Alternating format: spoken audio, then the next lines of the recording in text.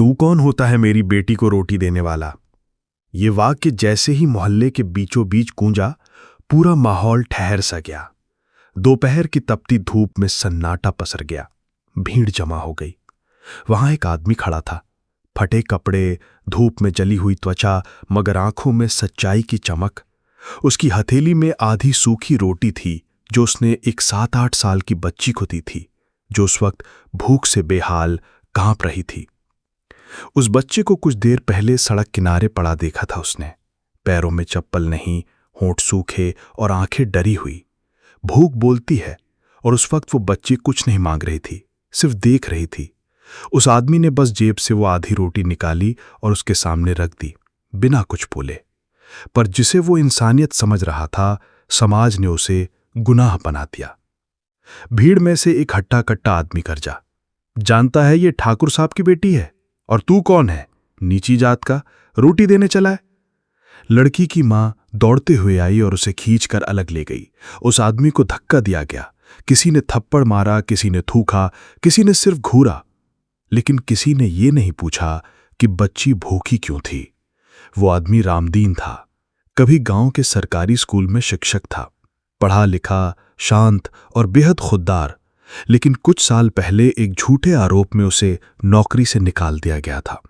कारण उसकी जाति। फिर धीरे धीरे उसे गांव की हर जगह से दूर किया गया, मंदिर, पंचायत, स्कूल, सब जगह से। वो अब गांव के बाहर एक टूटी फूटी झोपड़ी में रहता था, बच्चों को मुफ्त पढ़ाता और दिन में किसी के खेत में मजदूरी करता था। पर इंसानियत उसमें अब भी जिंदा थी। यही वजह थी कि उसने उस भूखी बच्ची की जात नहीं देखी, भूख देखी। पंचायत बैठी, फैसला हुआ रामदीन को गांव से निकाल दिया जाए। उसे दूसरी बार माफी नहीं दी जा सकती, क्योंकि उसने मर्यादा तोड़ी है। लेकिन वो लड़की, उसकी आंखों में एक सवाल रह गया जो उसने माँ बाप से पूछा भी, कि अगर मैंने वो रोटी खा ली थी तो क्या मैं भी अपवित्र हो गई हूं? समाज चुप रहा। रामदीन ने गांव छोड़ा। वो अब रेलवे स्टेशन के पास एक टूटी सी छत के नीचे रहने लगा। वहीं बच्चों को पढ़ाता, कुछ बुजुर्गों को दवाइयां दिलवाता और जो भी कुछ हाथ आता उससे दूसरों की मदद करता। उसके लिए जाति कभी पहचान नहीं थी, सिर्फ इंसानियत ही धर्म थी। वक्त बीता। वो लड़की बड़ी हुई, शहर में पढ़ी, डॉक्टर बनी और एक दिन एक एनजीओ के प्रोजेक्ट से उसी गांव में लौटी।